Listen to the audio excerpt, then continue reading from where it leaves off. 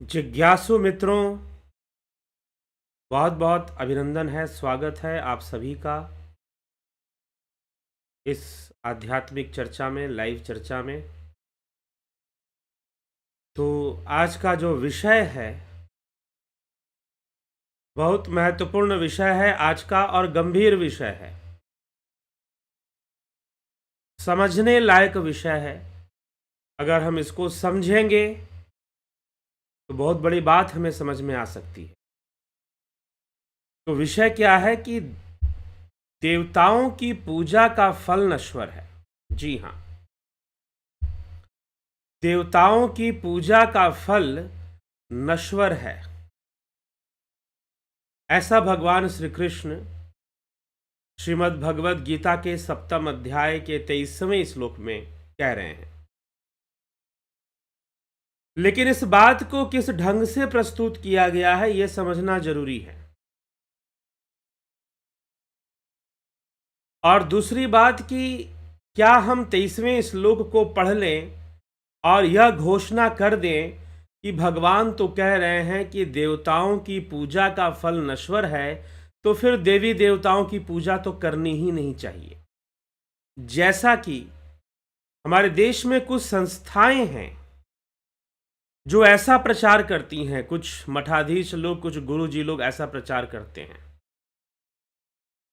कुछ ऐसी संस्थाएं हैं जो कृष्ण को तो परमात्मा मानती हैं लेकिन देवी देवताओं को नहीं मानती हैं, और वो इस श्लोक को सुना देंगे एक बार में कि भगवान तो कहते हैं कि देवताओं की पूजा का जो फल है उसका अंत हो जाता है, वह नश्वर होता है। तो अब इस बात को हम कैसे समझें कि देवताओं की पूजा का फल नश्वर होता है? बिल्कुल नश्वर होता है, इसमें कोई संशय नहीं है कि नश्वर नहीं होता। आप जितने भी देवी देवताओं की पूजा करते हो, अब प्रश्न यह भी यहां पर बनेगा कि हम कौन कौन से देवी देवताओं की पूजा करते हैं। अब देवी देवता कहने का मतलब क्या है, यह भी एक प्रश्न बनता है। तो इस कॉन्सेप्ट को क्लियर करने के लिए कि देवताओं की पूजा का फल नश्वर है, ऐसा एक लाइन अगर कहकर प्रचार किया जाए कि भाई देवी देवताओं की पूजा बंद कर दो क्योंकि देवी देवताओं की पूजा का फल तो नश्वर है, अगर कोई ऐसा करता है तो वो समाज में अंधविश्वास फैला रहा है, अधूरी जानकारी पहुंचा रहा है। Half knowledge and little knowledge is a dangerous thing. जो छोटा ज्ञान होता है ना, जो थोड़ा ज्ञान होता है, वो बड़ा खतरनाक होता है। लेकिन श्रोताओं, दर्शकों, मैं एक बात बता दूं, मैं बोलता तो बहुत कुछ हूं लेकिन बहुत लोगों को मेरी बातें बुरी भी लगती हैं। इसीलिए मैं कहता हूं कि मैं स्पष्ट बोलता हूं, शायद मैं बहुत सरल ना बोल रहा हूं, क्योंकि ऐसी ऐसे संगठन, ऐसी ऐसी संस्थाएं जहां करोड़ों पर अनुयायी जुड़े हुए हैं, उनकी बातें खंडित हो जाती हैं। मैं कई बातें ऐसी बोल जाता हूं और वो शास्त्रों से खंडित हो जाती है तो उनको और चुभती है। हो सकता है कि भविष्य में कुछ इस प्रकार के लोग, कोई मुझे ऐसा कह रहा था तो मैं आपसे बोल रहा हूं, किसी न किसी ढंग से नुकसान पहुंचाने का प्रयास करें, क्योंकि लेकिन अपना कर्तव्य है सनातन धर्म को, सनातन शब्द के अर्थ को ही सनातन प्रमाणित होना चाहिए।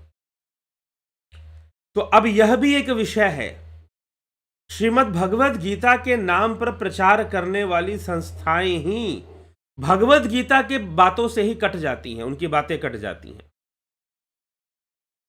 तो अब श्री भगवान यहां पर कह रहे हैं 23वें श्लोक में, लेकिन यह पूरा प्रकरण क्या है यह समझना पड़ेगा, इसलिए पूरा प्रसंग क्या है यह समझना पड़ेगा।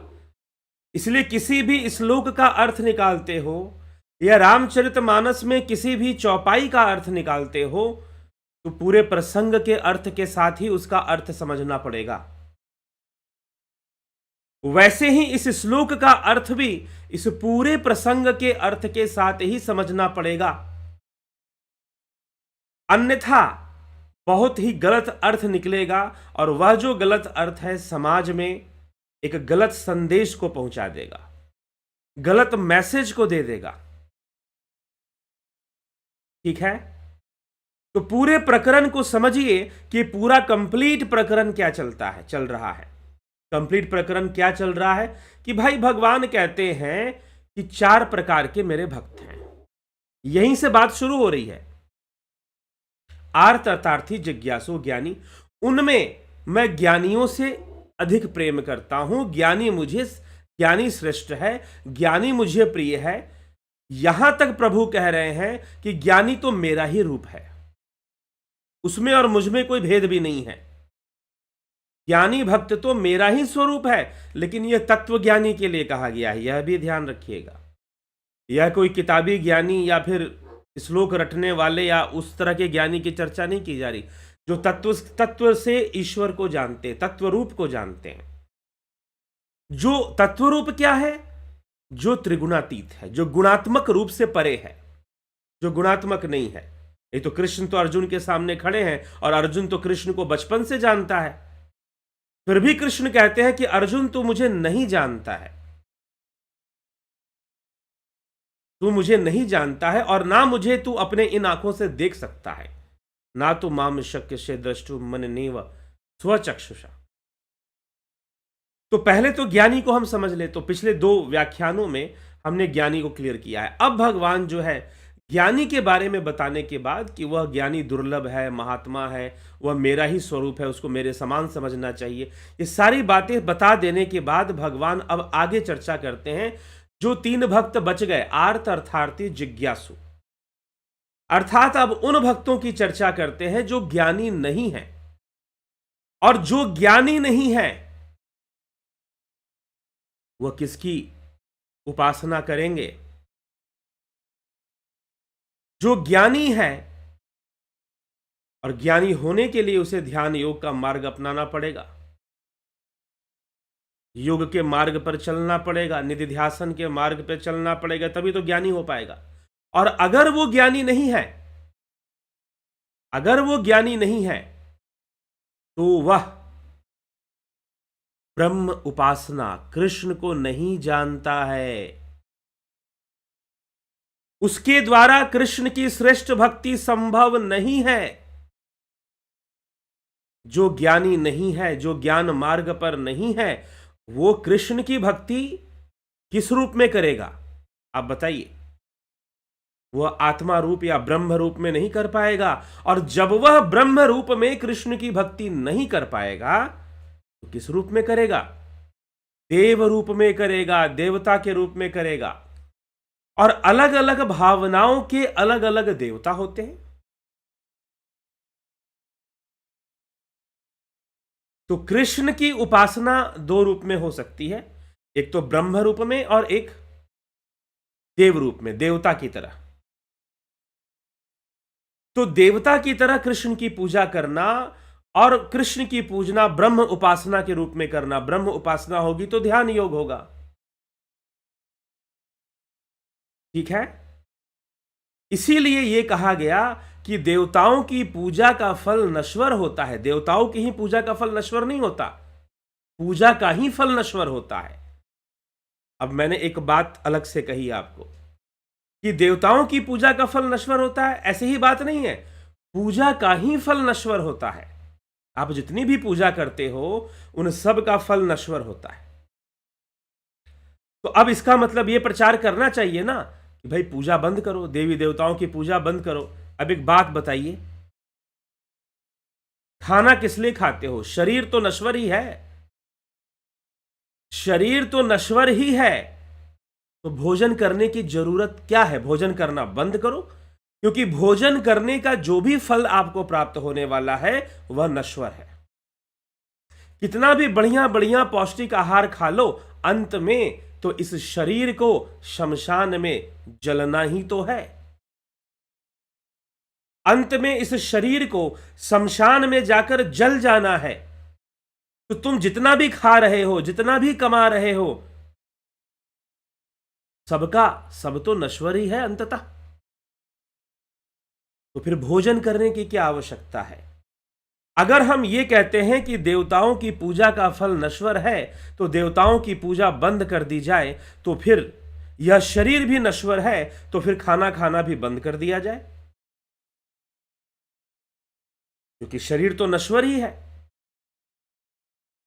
इसीलिए देव पूजा क्या चीज है, भगवान इतना डीप कॉन्सेप्ट यहां पर रखने वाले हैं। पहले तो उन्होंने कहा कि 4 प्रकार के भक्त, उनमें ज्ञानी सबसे श्रेष्ठ, ज्ञानी ही मुझे प्रिय, ज्ञानी मेरे समान, ज्ञानी मेरा ही स्वरूप है। अब उसके बाद जो 3 प्रकार के भक्त बचे हुए हैं, उनकी व्याख्या वो कर रहे हैं। किस श्लोक से? 20वें श्लोक से। साथ में देखिए, ये जो गीता का व्याख्यान चल रहा है ना, इसके साथ साथ आप गीता पढ़ना भी सीख जाएंगे कि हमें श्रीमद् भगवत गीता का अध्ययन कैसे करना है। क्या अलग अलग श्लोकों के अर्थ को निकालना है, अलग अलग उनको रटना है, कि पूरा प्रसंग चल रहा है ना, आर्त अर्थार्थी जिज्ञासु ज्ञानी का, उसके आधार पर। तो ज्ञानी के बारे में भगवान बोल चुके हैं, अब वो ये 3 प्रकार के लोगों के बारे में बोलने वाले हैं, आर्त अर्थात जिज्ञासु ज्ञानी। इनकी क्या गति होती है, क्योंकि वो ज्ञानी नहीं है और ज्ञानी ना होने के कारण उनकी जो आस्था है वो कहां चली जाएगी? देवता में चली जाएगी। नहीं जी, आप बोलोगे नहीं, मैं तो कृष्ण को ब्रह्म मानता हूं, मैं कृष्ण को मात्र देवता नहीं मानता हूं, मैं तो कृष्ण को ब्रह्म मानता हूं। जितनी भी चीजें आपकी मान्यता में आती हैं, जितनी भी चीजें आपकी मान्यता में आती हैं, जितनी भी चीजें आपकी भावनाओं में आती हैं, वह सब देव स्वरूप है। लाइन खींच लीजिए, ये बॉर्डर लाइन है। इसके आगे ब्रह्म है, इसके नीचे सब देवता है। चाहे कृष्ण को मानो, राम को मानो। हां, अब क्योंकि आप हर चीज मानना मानना मानना वाला कर रहे हो। स्वामी विवेकानंद जी कहते हैं, मान लो कि 3 दिन का खाना खा लिया तो क्या पेट भर जाएगा? मान लो, मत खाओ 3 दिन तक खाना, मान लो। तो मान्यताओं की अपनी एक सीमा होती है। तो मान मानकर ही परमात्मा को जानोगे क्या? मान मानकर ही कहोगे कि भगवान है? हम मानते हैं कि ऊपर में कोई बैठा है, ऊपर वाला है। ये मान्यता के स्तर से ऊपर उठो भाई। बस इसी ने सनातन धर्म को पंगु बना के रखा हुआ है कि लोग हर बात मानकर चलना चाहते हैं, मान्यता से चलना चाहते हैं। तो हमें यह बात थोड़ी गहराई से समझनी होगी। अब वो 3 प्रकार के लोग जो ज्ञानी की अवस्था में नहीं है, ज्ञानी की श्रेणी में नहीं आते हैं, उनका क्या हाल होता है, उसी को भगवान 20वें श्लोक से बताना शुरू करते हैं और लिखते हैं, कामस्तैस्तैर हृत ज्ञानः प्रपथन्ते अन्य देवता तम तम नियममास्थाय प्रकृत्या नियतः स्वया। कि तई तय उन कामनाओं से जिनका ज्ञान हरा हुआ है। आर्त भक्त भी कामनाओं के वशीभूत, अर्थार्थी भी कामनाओं के वशीभूत, जिज्ञासु भी कामनाओं के वशीभूत। तो उन कामनाओं से जिनका ज्ञान हरा गया है, ऐसे मनुष्य अपने अपने परंतु प्रकृति अर्थात स्वभाव से नियंत्रित होकर उस अर्थात देवताओं के उन नियमों को धारण करते हुए अन्य देवताओं की शरण हो जाते हैं। क्योंकि देवता क्या है? कामनाओं को पूर्ति करने वाले हैं। देवता क्या है? भाव स्वरूप है। देवता मंत्र रूप है। देवताओं का रूप क्या बताया गया है? देवता मंत्र रूप है। देवताओं का संबंध आपकी भावनाओं, प्रकृति की शक्तियों से है।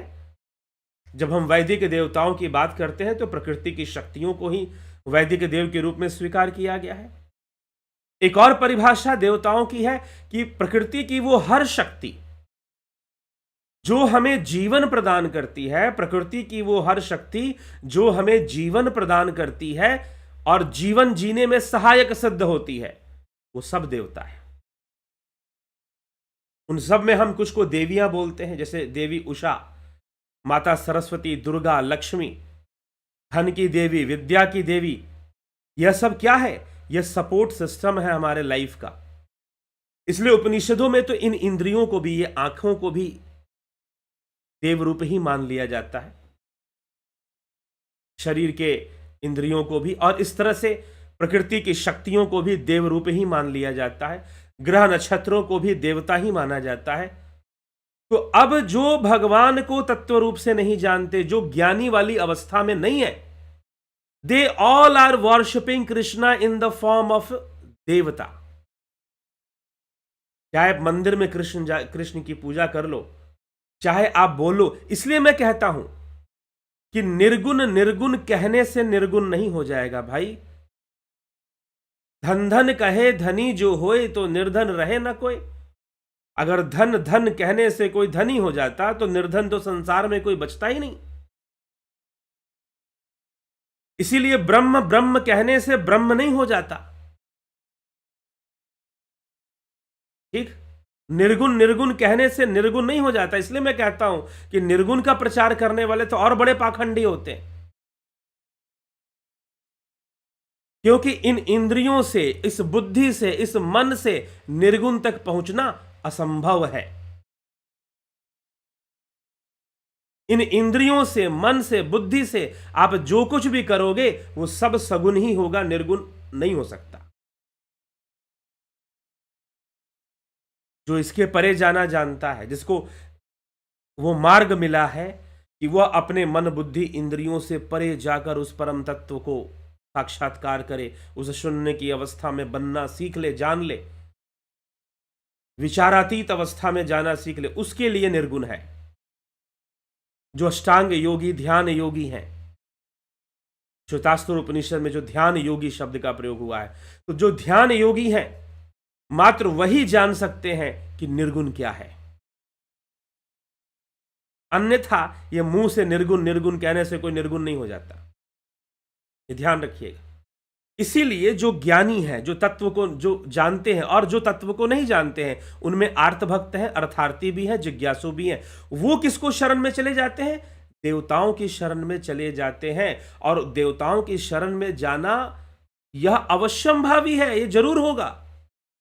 क्यों होगा? क्योंकि उन्हें ज्ञान नहीं है, इसलिए होगा। क्योंकि वो ज्ञानी नहीं है, उन्हें तत्व ज्ञान प्राप्त नहीं है। और जब उन्हें तत्व ज्ञान नहीं है तो देवताओं की शरण में जाना स्वाभाविक है। वो उस परमात्मा को देव रूप में ही स्वीकार करेंगे, ना कि ब्रह्म रूप में। क्योंकि ब्रह्म रूप में अगर वो स्वीकार करते भी हैं, और अगर वो तत्वज्ञानी नहीं है और ब्रह्म रूप में स्वीकार करते भी हैं, तो वो ब्रह्म भी देवता हो जाएगा। फिर वह ब्रह्म भी फिर देवता हो जाएगा, क्योंकि वह मन बुद्धि के विषय में ही तो आ गया। वह मन बुद्धि के विषय में ही आ गया, तो वो देवता हो जाएगा। इसलिए भगवान यहां पर कहते हैं कि जो कामनाओं के वशीभूत हैं, जो जिनका ज्ञान हरा हुआ है, जो तत्वज्ञानी नहीं है, जिनका ज्ञान हरा हुआ है, कामनाओं के वशीभूत हैं, प्रकृति के नियंत्रित होने के कारण, क्योंकि वो प्रकृति के नियंत्रण में है। प्रकृति की सीमा कौन लांघ सकता है? ज्ञानी ही लांघ सकता है, योगी ही लांघ सकता है प्रकृति की सीमा को।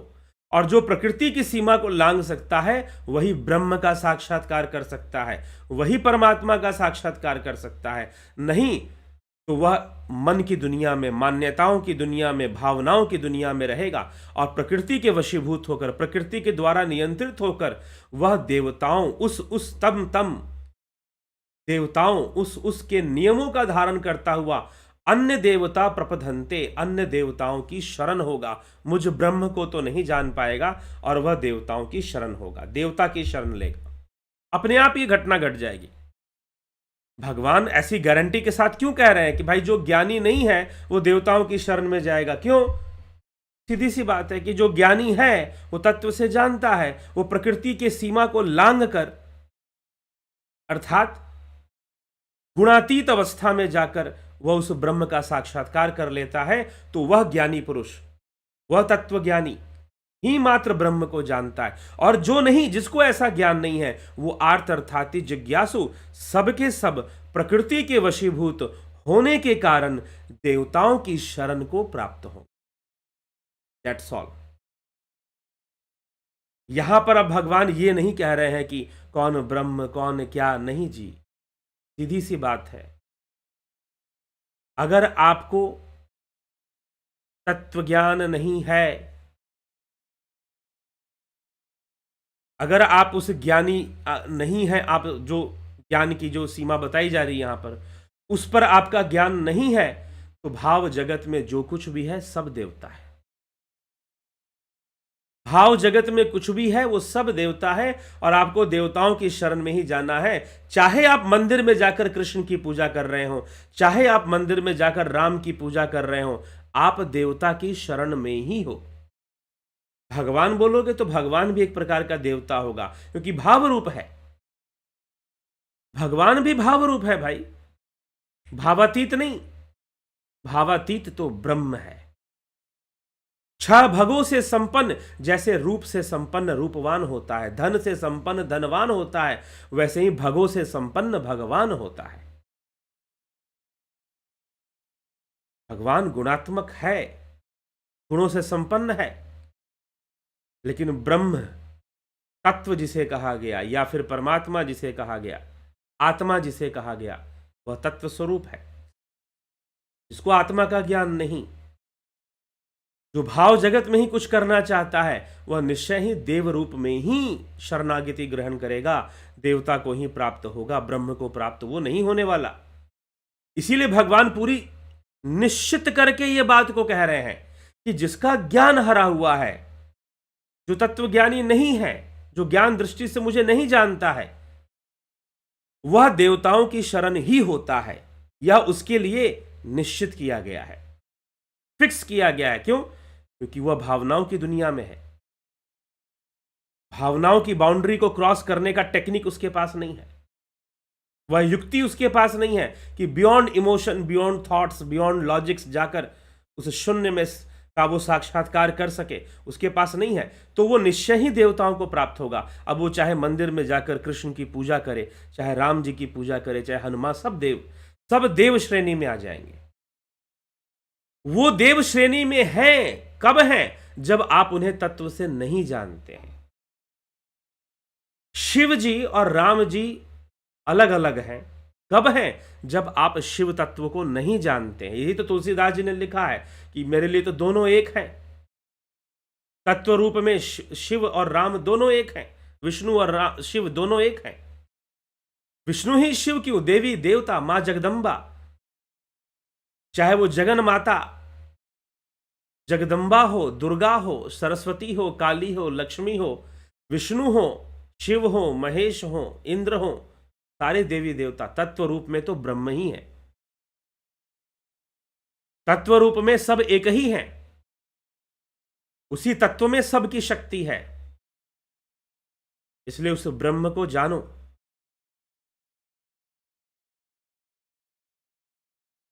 उठो जागो, उत्तिष्ठ जागृत प्राप्य वरानि बोधत।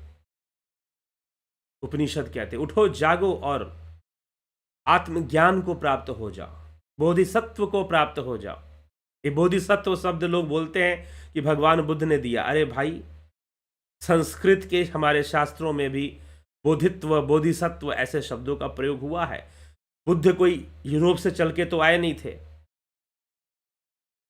इसलिए मैं कहता हूं कि जो कहता है कि बौद्ध धर्म कोई अलग सा धर्म है,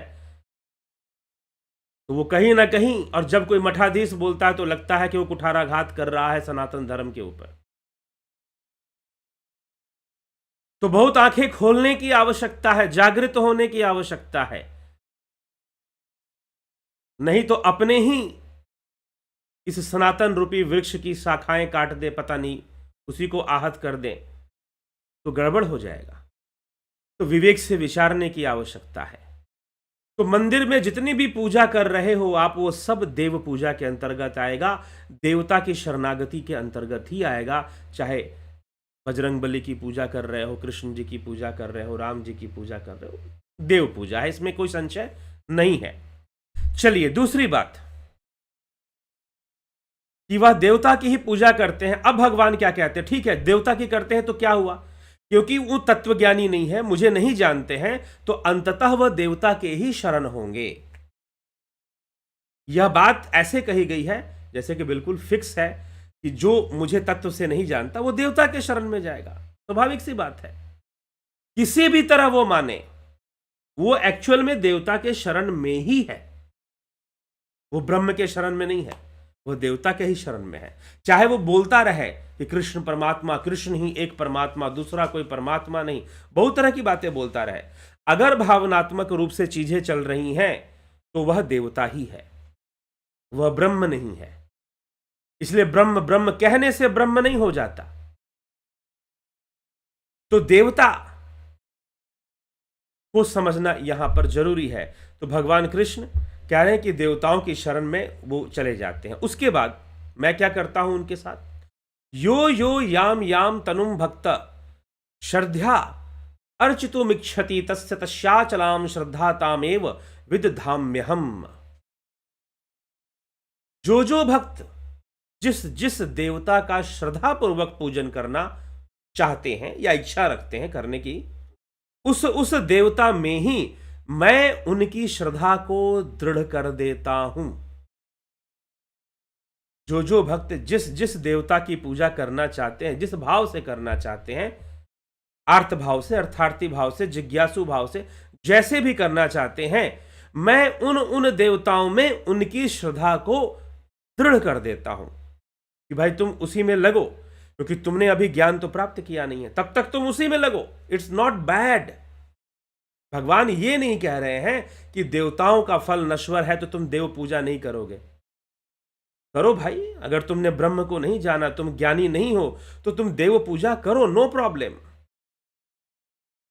जिस जिस भाव से, या फिर तुम्हें धन की इच्छा है, तुम जाओ लक्ष्मी की पूजा कर लो, विद्या की इच्छा है सरस्वती जी की पूजा कर लो, और संसार में बेहतर ढंग से जीने के लिए इन सब चीजों की आवश्यकता भी तो पड़ती है, इसमें कोई संशय नहीं है। तो किसने कहा कि देवी देवताओं की पूजा ना करनी चाहिए? लेकिन जानना चाहिए कि देवी देवताओं की पूजा करना, इससे मुक्ति तो नहीं होने वाली, यह रहस्य जरूर जानना चाहिए। इससे मोक्ष तो नहीं मिलने वाला, यह रहस्य जरूर समझना चाहिए।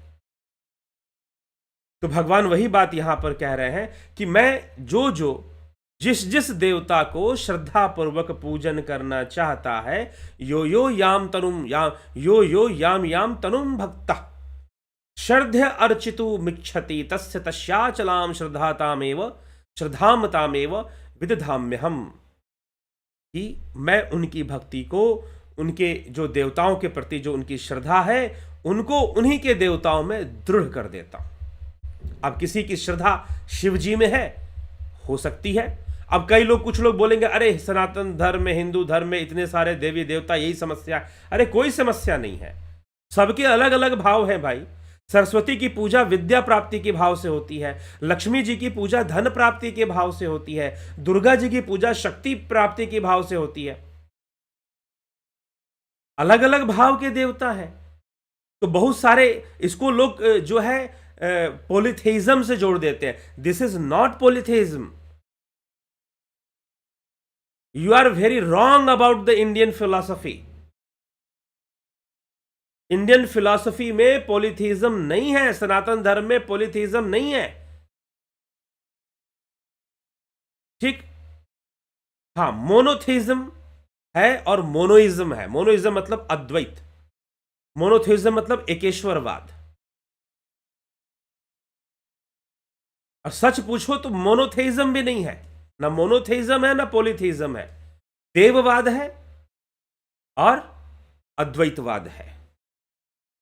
लेकिन बाद में कुछ विचारधाराएं ऐसी आई हमारे देश में, लगभग वेदांत की शाखाओं में कुछ ऐसी शाखाएं विकसित हुई जो अपनी बातें ऑलमोस्ट मोनोथेइज्म जैसी बताती हैं, एकेश्वरवाद की तरह। जो अब्राहमिक थॉट में एकेश्वरवाद है, उसी की तरह अपनी बातों को प्रेजेंट करने की कोशिश करती हैं। लेकिन वो विचारधाराएं बहुत बाद में आई, मध्यकाल में आई। माधवाचार्य और कई विचारक ऐसे हुए जो लगभग अपनी बात एकेश्वरवादियों की तरह ही बताते हैं। लेकिन माध्वाचार्य के पहले शंकराचार्य, पतंजलि, कुमारिल भट्ट, ना जाने कितने बड़े से बड़े संत, ऋषि, मुनि, सिद्ध और भाष्यकार हो चुके थे पहले ही। तो हमें सब बातों को जब तक हम, इसीलिए मैं फिलॉसफी का कोर्स चला रहा हूं कि कैसे कैसे चल रहा है चीजें, विचारधाराएं भारत भूमि में कैसे कैसे आगे बढ़ी हैं और विदेशों में भी किस तरह की विचारधाराएं चली हैं। इन सब बातों को हमें समझना चाहिए। और फिलॉसफी का कोर्स कोई ज्वाइन करना चाहते तो ज्वाइन कर ले, 2 मार्च से शुरू हो जाएगा, जल्दी ज्वाइन कर ले, अब समय नहीं है, बस 1 मार्च बाकी है कल, फिर 2 मार्च को तो शुरू ही हो जाएगा। तो देवताओं में भगवान कहते हैं कि मैं जिन देवताओं में उनकी श्रद्धा है,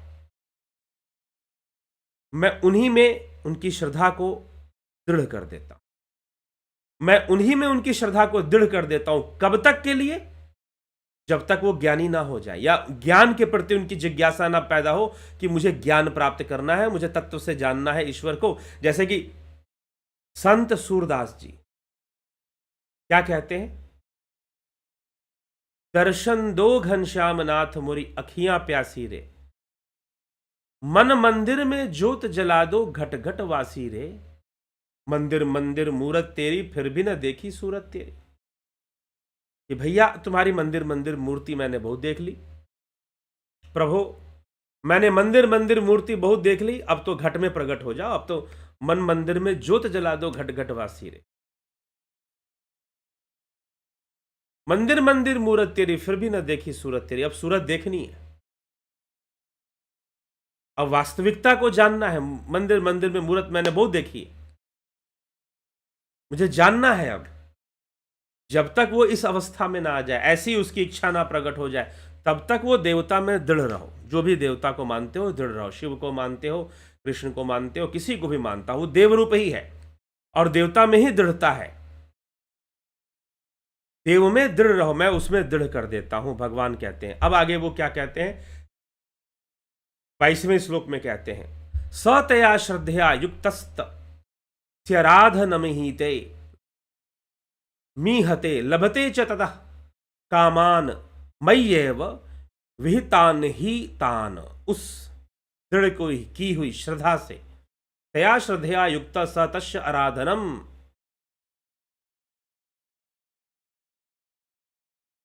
ईहते, उस दृढ़ की हुई श्रद्धा से युक्त होकर वह मनुष्य उस देवता की उपासना करते हैं और उसकी वह कामना पूरी भी होती है जिस कामना से वो करते हैं। मैं पहले भी इस विषय को, देवताओं के विषय को जब मैंने बोला है, बताया है कि देव पूजा भाव वृद्धि के लिए होता है और भाव वृद्धि से उन वस्तुओं का आकर्षण होता है। लक्ष्मी की पूजा से धन का आकर्षण होता है, देवी सरस्वती की पूजा से विद्या का आकर्षण होता है, वो चीजें आपकी ओर आकर्षित होती हैं।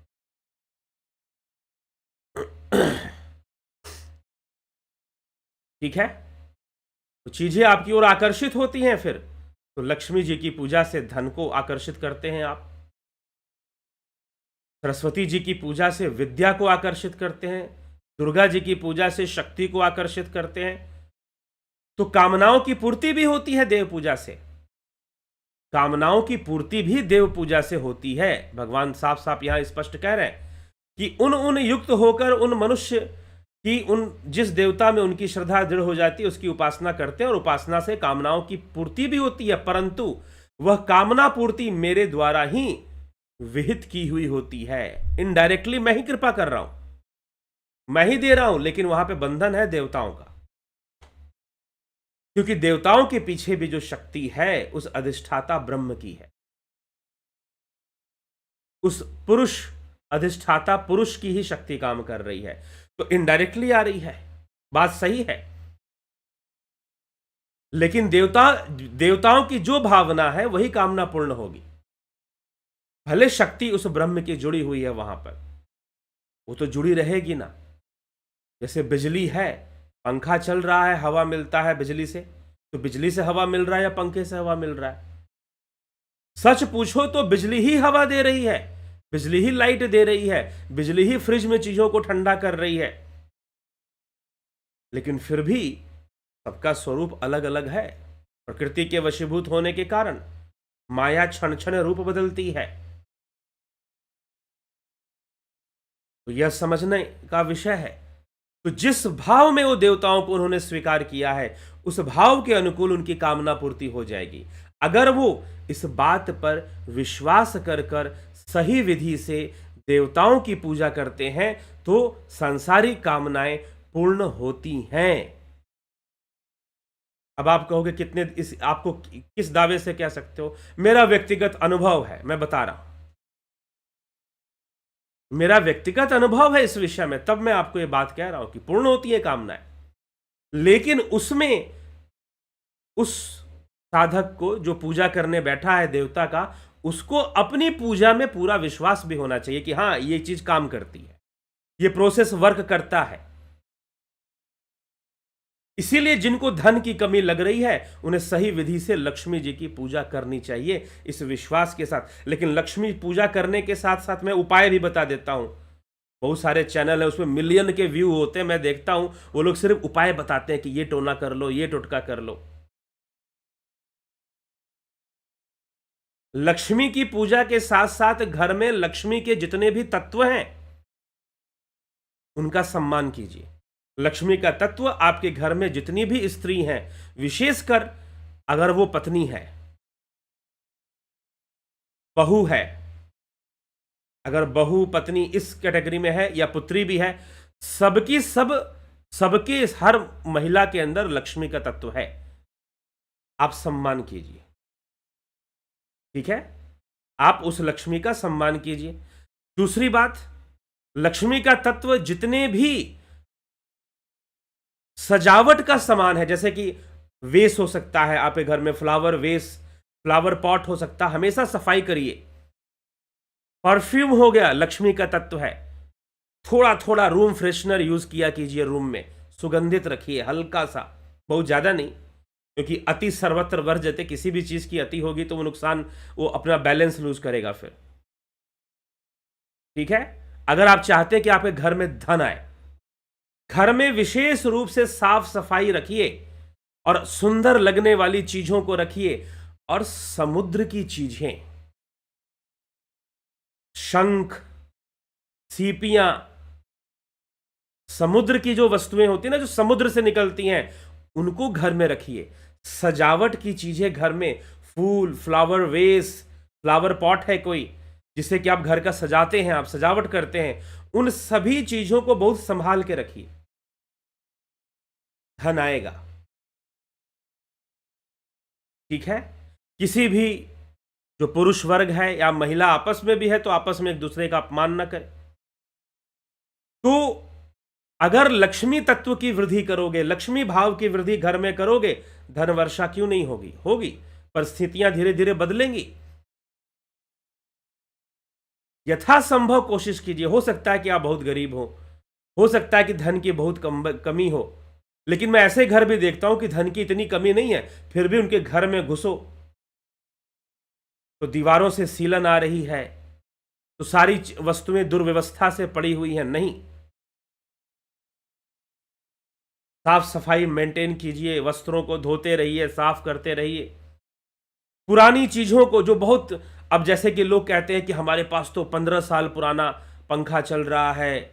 अरे भाई, शनि बैठा हुआ है घर में, अगर 15-20 साल पुराना पंखा लेकर, 50 साल पुराना पंखा लेकर बैठे हुए हो, तब उस कंडीशन में खूब पूरा, अच्छी बात है कि कोई पुरानी चीज आपके पास चल रही है, लेकिन उसको भी अच्छे से संभाल के रखिए,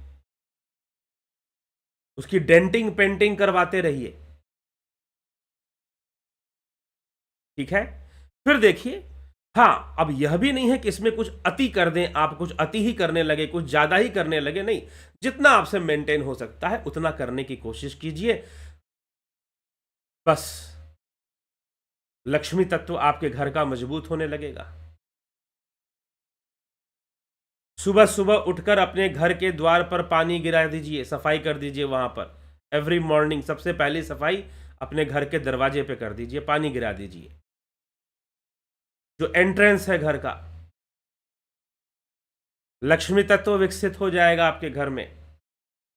तो यदि कोई पूजा करता है, उसकी कामनाओं की सही विधि से, सही समझ के साथ और विश्वास के साथ वो काम करेगी चीजें। हां, एक अलग बात है कि किसी की आसक्ति खत्म हो जाए और वह ब्रह्म उपासना में जाना चाहता है तो जाए, अच्छी बात है, नो प्रॉब्लम। और जो योगी होते हैं ना, जो ब्रह्म उपासना करने वाले महान योगी होते हैं, उनसे तो देवी देवता और जल्दी प्रसन्न होते हैं। अगर वो देवी देवताओं की पूजा करनी शुरू कर दे तो वो और जल्दी प्रसन्न होते हैं देवी देवता फिर। क्यों? कि उनकी भाव शक्ति बड़ी तीव्र होती है, उनकी चेतना ज्यादा विकसित होती है। ठीक है?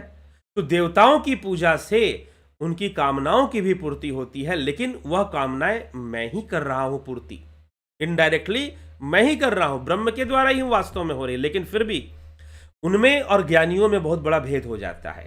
और उस भेद के कारण आगे क्या घटना घटती है, तो मेरे द्वारा ही हो रहा है उनकी पूर्ति, लेकिन फिर भी 23वें श्लोक में भगवान अब कहते हैं, क्या कहते हैं? मैं ही कामनाओं की पूर्ति कर रहा हूं उन देवताओं के माध्यम से, लेकिन फिर भी अंतवतु फलम तेषाम, अंतवतु फलम तेषाम तद्भवति यल्पमेध साम देवान देव यजो यान्ति मदभक्ता यान्ति मामपि। परंतु उन तुक्ष बुद्धि वाले, अंतवतु फलम तेषाम तद्भवति अल्पमेधशाम देवान देव यजो यान्ति मदभक्ता यान्ति मामपि। परंतु उन तुक्ष बुद्धि वाले मनुष्यों को, वो तुक्ष बुद्धि के लोग हैं जो देवताओं को ही सब कुछ मानकर बैठे हुए हैं, या देव रूप में ही कृष्ण को पूजते हुए वे उसी को श्रेष्ठ मानते हैं। आप जितना भी करते हो ना, खिलाना सुलाना लड्डू गोपाल, सब देव पूजा के अंतर्गत ही आएगा। उन तुक्ष बुद्धि वाले मनुष्यों को उन देवताओं की आराधना का फल अंत वाला ही मिलता है, नाशवान ही मिलता है। देव पूजा का जो फल है वो नश्वर ही मिलता है। देवताओं का पूजन करने वाले देवताओं को ही प्राप्त होते हैं अंततः। उसी भाव को देखो, भगवान ने क्या कहा कि उन देवताओं के माध्यम से जो कामनाओं की पूर्ति हो रही है वो मैं ही दे रहा हूं, लेकिन फिर भी भैया तुम्हारी श्रद्धा तो उस भाव में है, उस रूप में है, देवता के उस रूप में है, तो तुम उसी को प्राप्त होगे। जैसी तुम्हारी भावना होगी वैसी गति होगी। भले मेरे द्वारा ही, क्योंकि जितनी भी प्रकृति के द्वारा जितनी भी चीजें घट रही हैं, प्रकृति के द्वारा जो कुछ भी हो रहा है, वास्तव में सबके पीछे तो वो अधिष्ठाता ब्रह्म ही है। लेकिन फिर भी तुम्हारी श्रद्धा तो देवता में है ना, तो तुम देव रूप को प्राप्त हो, तुम मुझे प्राप्त नहीं हो पाओगे, ये भगवान यहां पे कह रहे हैं। तो एक ज्ञानी ही है जो मुझे प्राप्त हो पाएगा, बाकी आर्त अर्थात जिज्ञासु उस प्रभु को प्राप्त नहीं हो पाएंगे, उस ब्रह्म को प्राप्त नहीं हो पाएंगे। वह देवता वाले लेवल पर ही पूजा उपासना करेंगे। लेवल है, देव पूजा का लेवल अपना है, ब्रह्म उपासना का एक हायर लेवल है। फिर गलत कुछ भी नहीं है, देव पूजा करना गलत नहीं है। जो ज्ञानी नहीं है स्वाभाविक रूप से वो देव पूजा ही कर सकता है, वो ब्रह्म उपासना उससे संभव ही नहीं हो सकता है। तो सांसारिक उपलब्धियों में देवताओं को मानना या देवताओं को पूजना कहीं से भी गलत नहीं है, गलत नहीं है। लक्ष्मी तत्व को अपने अंदर विकसित कीजिए। जिनकी जन्म कुंडली में शुक्रदेव खराब हो जाएंगे और शुक्र की स्थिति अच्छी ना हो, मतलब लक्ष्मी की, चंद्रमा शुक्र दोनों खराब हो गए, तो लक्ष्मी तो गई पूरी तरह से।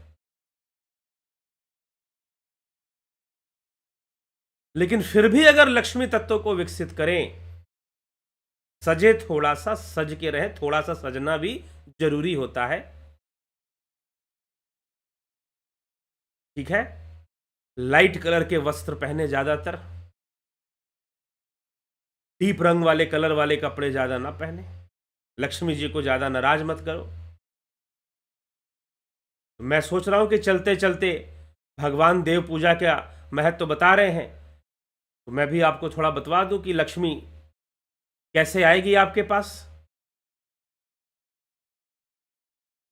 ठीक है, तो थोड़ी सी, कुछ लोग बड़े ही लापरवाह हो जाते हैं कुछ मामलों में, बिल्कुल सजने संवरने में विश्वास नहीं करते। थोड़ा सा सज लो, थोड़ा सा संवर लिया करो, प्रकृति के साथ तालमेल बिठाकर चलने के लिए। ठीक है, तो चलिए, बहुत ज्यादा विषयासक्त होना तो सर्वदा ही गलत है। इसलिए तो भगवान कहते हैं ना कि जो ज्ञानी है, जो योगी है, अब वह संसारिक लोगों की तरह रहता हुआ भी उसे दोष नहीं लगता। अगर एक योगी एक विशेष समझ के साथ अगर वो अपने आप को सजाता है, संवारता है, संसारिक मनुष्यों की तरह मेकअप करता है, तो इसका मतलब क्या वो योगी नहीं है? वो कई गुना बड़ा योगी है उन योगियों से जो घर बार छोड़कर कहीं जंगल में बैठे हुए हैं। वो अपने आप को सजाने और संवारने के बाद भी उस सजावट में आसक्त नहीं है। इतनी बड़ी बात है, बस वो अपनी प्रकृति को संतुलित कर रहा है। यही कृष्ण है, कृष्ण यही कर रहे हैं। बांके बिहारी हमेशा सजे धजे दिखते हैं, दिखना चाहिए, लेकिन मेकअप से आसक्ति नहीं होनी चाहिए, सजने धजने से आसक्ति नहीं होनी चाहिए। प्रकृति है, कितना भी सज धज लो, शरीर तो नश्वर ही है।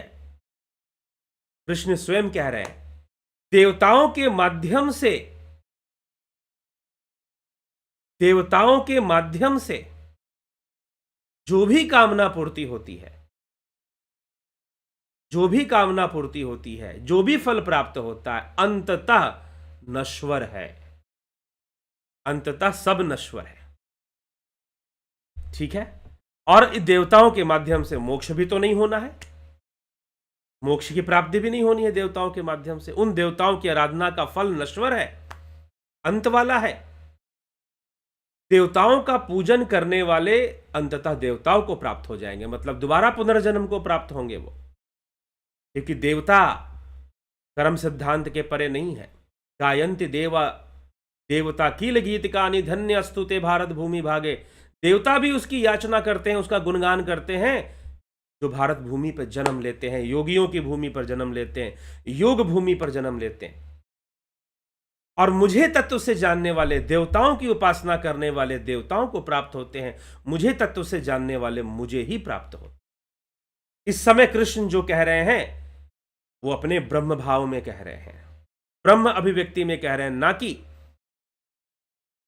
मनुष्य देव रूप में या कृष्ण शरीर रूप में कह रहे हैं। शरीर को इंगित करके नहीं बोल रहे हैं। मुझे जो जानता है, मुझे जानता है। अरे अर्जुन तो जानता है, कृष्ण को बचपन से जानता है भाई। फिर ये क्या बार बार लगा रखा है कि मुझे जो जानता है, मुझे जो जानता है?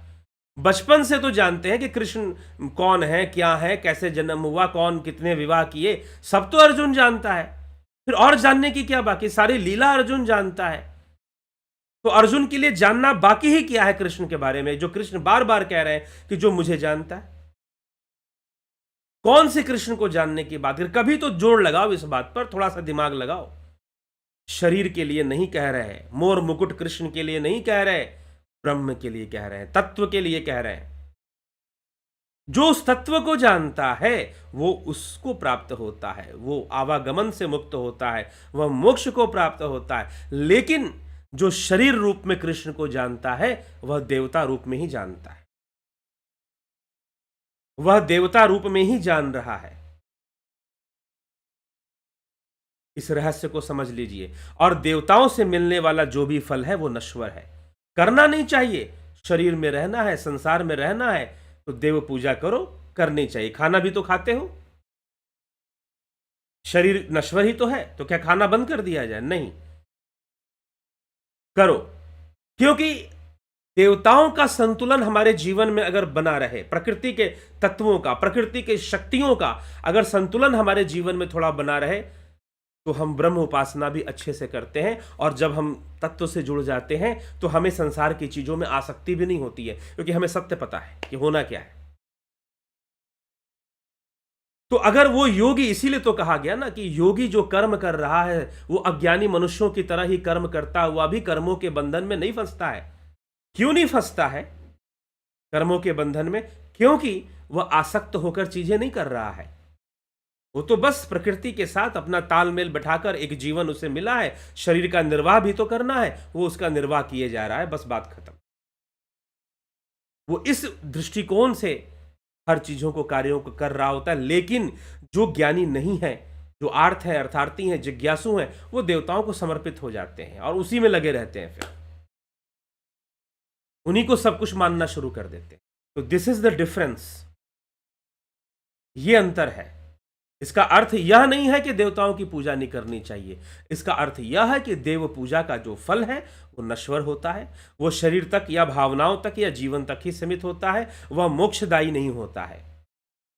देव पूजा का जो फल है वो मोक्षदायी नहीं होता है, लेकिन मोक्ष प्राप्ति में सहायक जरूर हो सकता है, यह ध्यान रखिएगा। सहायक किस रूप में, कब सहायक होगा? तब सहायक होगा जब आप इस रहस्य को समझोगे, जब आप इस रहस्य को जानोगे कि देव पूजा का रहस्य क्या है। जब आप इस रहस्य को जानोगे, समझोगे, तो पता चलेगा कि यह सहायक होता है। कैसे सहायक होता है आपको पता चलेगा। किसमें सहायक? मोक्ष प्राप्ति में सहायक हो सकता है, क्योंकि शरीर से ही तो साधना होनी है पहले, तो सहायक जरूर हो सकता है। लेकिन सहायक उन्हीं के लिए होगा ना जो समझ रहे हैं, जो जान रहे हैं। जो नहीं समझ रहे, जो मात्र दुखों के समय परमात्मा को याद करते हैं या धन के लिए करते हैं, फिर तो वो देव रूप में ही मान रहे हैं सब कुछ और उसी में फंसते हैं, उसी में उलझते हैं। जो तत्व रूप है उसको नहीं जान पाते हैं, तत्व का ज्ञान उन्हें नहीं हो पाता है। ये भगवान समझाना चाहते हैं। और जब तक शरीर है और जब तक पुनर्जन्म, ये सब सारी चीजें हैं, तब तक तो देव उपासना लगी रहेगी। और करना गलत भी नहीं है, क्योंकि हमें जीवन भी निर्वाह करना है। जीवन का निर्वाह भी हमें करना है, तो देव उपासना, देव साधना भी हमें करना ही चाहिए। देव पूजा मतलब साधना तो नहीं होगी, ध्यान तो नहीं होगा, देव पूजा होगी, तो पूजा हमें करनी चाहिए। धारणा हो सकती है, ध्यान नहीं हो सकता है। पूजा के केस में जब आप देवताओं की पूजा करते हैं तब तो जो है वो करना कोई बुराई नहीं है। इसलिए मैं कहता हूं, कई लोग मुझसे पूछते हैं कि ध्यान योग आप सिखाते हैं, तो ध्यान योग करेंगे तो क्या पूजा पाठ छोड़ देंगे? आपकी मर्जी है, आपकी मर्जी है। आपको लगता है कि पूजा पाठ हमको अब जरूरत नहीं है, ध्यान योग ही करेंगे, तो कर लीजिए। पूजा पाठ करना चाहते हैं, कर लीजिए। ध्यान योग डिस्टर्ब नहीं होगा पूजा पाठ से, चिंता मत कीजिए। पूजा करने का उद्देश्य अलग है, ध्यान करने का उद्देश्य अलग है। वो अलग प्रक्रिया है, वो अलग विज्ञान है पूजा, ध्यान अलग विज्ञान। हाँ, दोनों का कनेक्शन जरूर बनता है, लेकिन फिर भी दो अलग अलग चीजें हैं, ये पूजा करना और ध्यान साधना करना। कुछ लोग कहते हैं कि नहीं, ये ध्यान करो, यही असली पूजा है। नहीं, पूजा पूजा है, ध्यान ध्यान है। पूजा पुण्य कमाने का नाम है, पूजा देवताओं को प्रसन्न करने का नाम है, पूजा प्रकृति की शक्तियों को संतुलित करने का उद्देश्य है, किसी भावना की वृद्धि कर देना। ठीक है, चलिए, समझदार को इशारा ही काफी है। इसके साथ हम आगे बढ़ते हैं। पूजा और ध्यान को हमने समझा। ध्यान जो है सेल्फ बिल्डिंग है, सेल्फ रियलाइजेशन की चीज है, आत्मकल्याण की चीज है ध्यान। ठीक है, चलते हैं। नवज्योतिनाथ जी, राजू पाल जी, जगत नारायण जी, शंकर प्रसाद जी, अवधेश कुमार जी, शिखर शर्मा जी, अमन कक्कर जी, रूपलाल विश्वकर्मा, विनोद के सूद, बिमला शाह, गोविंद प्रसाद नीमा, अवनी प्रधान, श्वेता राय सिन्हा जी, आप सभी का बहुत बहुत अभिनंदन है। अरुण पंडित जी, एके त्यागी, हरे कृष्णा। हाँ गुरु जी, क्या ब्रह्म विष्णु शिव जी ही ईश्वर हैं? कृपया बताएं। देवता है, ये भी देवता है। हाँ, इनकी शक्ति बड़ी मान सकते हैं हम। गंभीर शाह जी, चितरंजन बरुआ, श्वेता कन्हाई कुमार जी, अर्जन भाई चौहान, पारजी कुंवर जी, पिंटू वीएसबी, सतीश कुमार, विष्णु चंद्र मौर्य, सोनी पंडित, नूतन भट्ट, पलकधारी राजभर, कमलेश खैरनर, सविता नायक जी, योगेश खैरनर, रतन सिंह जी, किशोर वैद्य, भीखू कुचाडिया, दीपक गोयल, राकेश मराठे, राजेंद्र चौहान, अफंता प्रोडक्शन,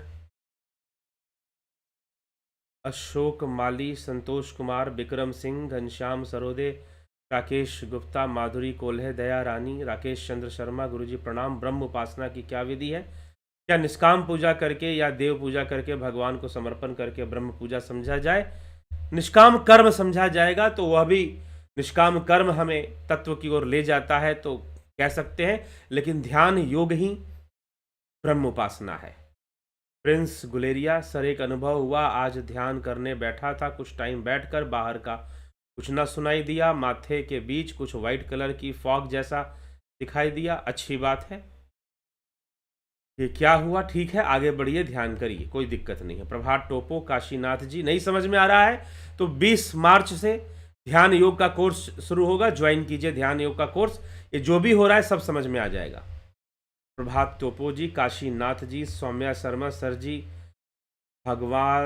भगवद को लेकर मॉडर्न स्केप्टिकल आउटलुक के बारे में भी कुछ बताएं कि भागवत के इस विषय के बारे में क्या कहती है।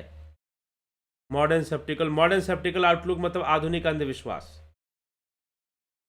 Gopal Das ji, Yogendra Pandit ji, spiritual with scientific proof, Prem Sagar Yadav, Sharda Yadav ji, Mithilesh Singh ji, Ramvilas ji, Anil Soni ji, Nathu Singh, Animesh Mahato, Pawan Kumar Gupta, Pushpa Sharma, Gopal Lal Sharma, true Indian. नाम गुरु जी, मेरे अंदर आलस्या बहुत है, संकल्प शक्ति की बहुत कमी है, इसलिए मुझसे ध्यान योग करने की भी हिम्मत नहीं हो पा रही है, क्या करूं कृपया बताएं। हिम्मत कीजिए, साहस कीजिए। उत्तिष्ठ जागृत प्राप्य वरानी बोधत, उठो जागो और बोध को प्राप्त करो। साहस करना पड़ेगा, साहस से मुक्त हो जाइए, आलस्य से मुक्त हो जाइए। Chitranjan Barua ji, Guru ji your explanation is superb. Praveen Walde, आत्मशक्ति ही महान है। क्या गुरुदेव? बिल्कुल, आत्मशक्ति ही सबसे बड़ी शक्ति है। तो साहसी हो जाइए, आलस्य को त्याग दीजिए। बहुत आलस्य आता है, अगर आलस्य बहुत आता है तो सोते समय ध्यान से सुनिए। सोते समय, रात्रि में जब सोते हैं, गाय के घी की 2-2 बूंद नासिका में डाल लीजिए। ठीक है, नासिका भी खुली रहेगी, आलस्य भी दूर हो जाएगा और जल्दी उठ पाओगे। आलस्य आता है तो भोजन में भी थोड़ा परिवर्तन ला सकते हैं, लेकिन आलस्य तो अच्छी चीज नहीं है, आलस्य नहीं आनी चाहिए। इच्छा प्रकट हो जाएगी तो आलस्य नहीं आएगा। तीव्र इच्छा जब हो जाएगी तो आलस्य क्या करेगा? तीव्र इच्छा अगर हो जाएगी तो आलस्य क्या करेगा? ठीक है, तो इच्छा प्रकट कीजिए अपने अंदर। इच्छा शक्ति का विकास सारे आलस्य को खत्म कर देगी। ठीक है, चलिए, तो यह समझना है और आगे बढ़ना है। इसी के साथ विराम देंगे। फिलॉसफी का कोर्स, जी हाँ, 2 मार्च से शुरू कर रहे हैं। फिलॉसफी का कोर्स 2 मार्च से शुरू कर रहे हैं, जरूर इसको ज्वाइन कर लीजिए। ध्यान से थोड़ा सा समझने वाली चीजें हैं इसमें, इसलिए इसे कोर्स के रूप में प्रस्तुत किया जा रहा है। तो जरूर इसको कर लीजिए ज्वाइन और इसका लाभ उठाइए। चलिए आगे बढ़ते हैं। और आप कुछ पूछना चाहते हैं, जानना चाहते हैं, समझना चाहते हैं जीवन के बारे में, कुछ समस्याओं में, तो एस्ट्रोलॉजिकल एनालिसिस भी आप करवा सकते हैं मुझसे, और नहीं तो नहीं भी करवाते तो वैसे भी अपने जीवन के बारे में कुछ विशेष रूप से पूछना जानना चाहें तो कर सकते हैं। तो आइए हम आगे बढ़ते हैं और विचारों को यहाँ विराम देंगे आज के लिए। कल फिर 9 PM लाइव चर्चा में आएंगे। तो आप सभी का बहुत बहुत आभार और सभी को ओम तत्सत।